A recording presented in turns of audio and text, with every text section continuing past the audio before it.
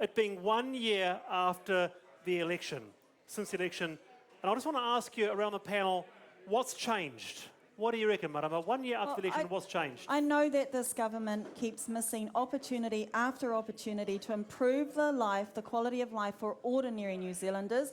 I think in March, Mayor Tedia's Feed the Kids bill was voted down in government. We could today be providing breakfast and lunches in low decile schools, ensuring that all of our children have an equal grasp at a good education because they're well fed. So that's all very well then. So explain to me, Mara, the phenomena then. You've got a third-term government which is looked at around the world as a model, really. People like Malcolm Turnbull really rate the government and John Key. So how can they be a model? How can they be a model when the bottom third of our workers' incomes have not risen at all, while the top 10% of incomes are continuing to rise at 4 times greater rate than the bottom 10%? How can that be a model? How can that be a model? All right, well, you explain it to me. I mean, 1 year after the election, what's changed for Labour? Well, a new leader? Yep.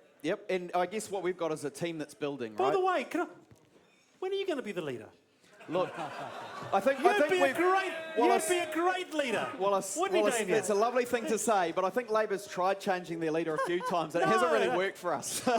Keep going until you get a good one. A year on, we're 7-8% up in the polls. Not as much as we want to be. We've got a long way to go, but we're building a solid team, and I can't fault Andrew. He's put me on the front bench. What a man of infinite wisdom. But hang on, in terms of Labour, are you really surprised after all this time that Labour is not doing better in the polls? No, look, Andrew said from the start, we need to build steadily and have a steady ship that people can trust. People are falling out of love with John Key. We can see that, right? Absolutely. Look at the statistics. He's bouncing around between 40 and 50% popularity, which sounds like a lot. Helen Clark was 60% when she got voted out. Andrew would love that. Now, okay, I've got to ask you. There's incumbency, right? But he's a lot less popular than Helen was at the same time in the cycle. Who's your John Key? Who's our John Key? I hope we don't have one. We've got a. Yeah, you do. You want one.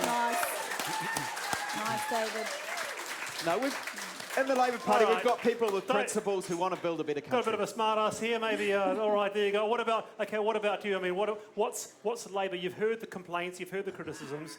Are you guys leading us into a kind of a two-tiered economy where the people who do well, and the people in the underclass just stay there? No, not at all. No, we're trying to lift the outlook and lift the outcomes of New Zealanders right across the board. Look, your question was, what's different in a year? We've got steady economic growth, about 2.5%.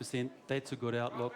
We've got good health statistics, increased elective surgery, increased participation in early childhood, and a really low crime rate. Can I ask you, Dr. Shane Uriri, I mean, you're from Northland, Whangarei. Was Winston winning the Northland, was that a real shot across the bow to National saying, you know what, in the regions, we're tired of not having the jobs, not having the manufacturing here? Yep, we listened, we heard the message, and we're going to work really hard to win Northland back. So we heard the message, not in the last ANZ report, it wasn't. Unemployment's going up. 2.9% in the last quarter for Whangarei. Māori, it's shameful. Unemployment for Māori and Māori youth is 2.9% in the last quarter.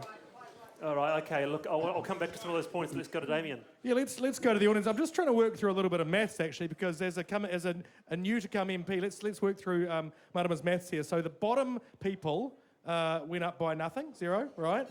Bottom third. And the top ones went up by 4 times that. Now, Top 10%. 4 times 0? 0. That's right. So we've got a little problem with maths here. What do you think's been the biggest change in the last year? Entrenched inequality, entrenched poverty, and normalising that. That's really unfortunate. But the SIFS review panel, that's something that's useful, but I hope it leads to substantive change. But essentially, I think there's a growing gap, and that's really impacting, I think, our long-term trajectory as a country. So it's annoying across the House when that just gets normalised as it's just numbers and things are changing, we're investing in things, but on the ground it's not changing, and that's frustrating. All right, okay. What about just, I'm looking maybe from a sort of unbiased political reporters kind of standpoint. Hi, Nicola. We work on TV3's Nation. Hello. Hi. What do you think the biggest change in the last year is? I don't know. Okay. That's the Nation, TV3 on... Don't talk to me. You thought I said I wasn't going to talk to you. No, I am. Okay, well, we'll skip you and we'll go... Hello there, can we talk to you? If you must. Sure. Okay, what's the biggest change in the last year, apart from pandas? Pandas. Ooh, the lack of the flag change or the debate around the flag change? Okay, all right. So that's a big change. Just while we're on that, now that the Red Peak's gone totally mainstream, we're pushing for a sixth option to be added. This is still Bicycle of New Zealand by Matthew Littlewood. You can vote for it today. Thank you, Wallace. All right, and in terms of the flag, I'm not going to sort of go whole about the flag, but I think it's debated in the House at the moment, isn't it, Marama? Is this an indication, Red Peak, that flag that you've got in front of you, is now included? So has the government stopped listening, or has the government started listening? No, the government hasn't started listening yet, but it's good. It's good. So there was a groundswell of support for this flag, for people to have a choice.